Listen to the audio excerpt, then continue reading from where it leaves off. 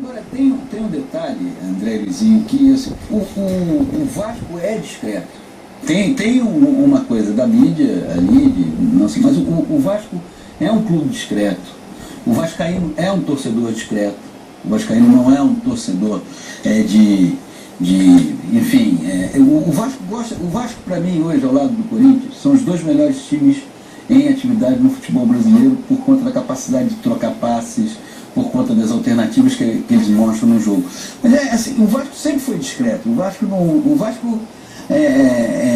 Você imagina se o Vasco fizesse propaganda da sua história?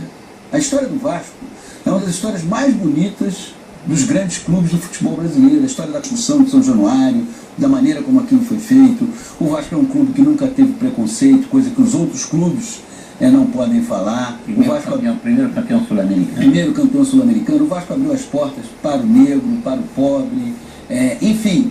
Mas o Vasco não é de fazer isso, e a imprensa muitas vezes talvez... Eu lembro também de ter um time que tenha tido 8 jogadores na seleção brasileira, que nem o Vasco teve em 50. Isso, quer dizer, mas o Vasco não faz essa... É do Vasco. Você acha que o flamenguista, o tricolor, é mais estridente, é mais... E acaba refletindo na cobertura da mídia, como você viu aí, tá lá Eu não sei se o Vascaíno é discreto, não, Paulinho. A festa que o Vascaíno fez pelo título da... Não, eu estou dizendo no seu dia a dia, não estou dizendo na hora que ele conquista um título. A festa da conquista da Copa do Brasil ano passado, no dia a dia que eu estou dizendo, o Vascaíno não é de ficar, pelo menos eu os vejo assim.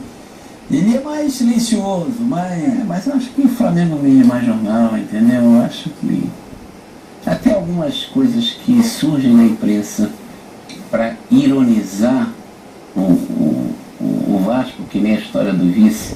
A estatística é clara, quem é o campeão dos vices? É o Flamengo. O Flamengo tem muito mais vice que o Vasco.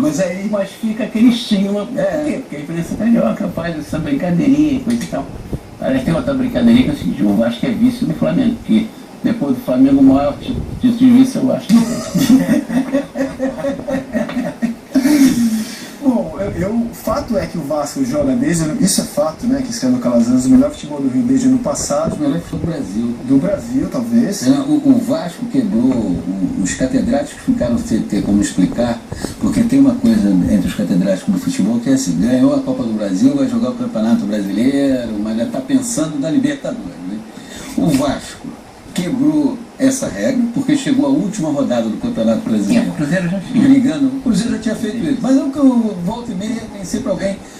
Chegou à última rodada do Campeonato Brasileiro, brigando pelo título. Perdeu o técnico.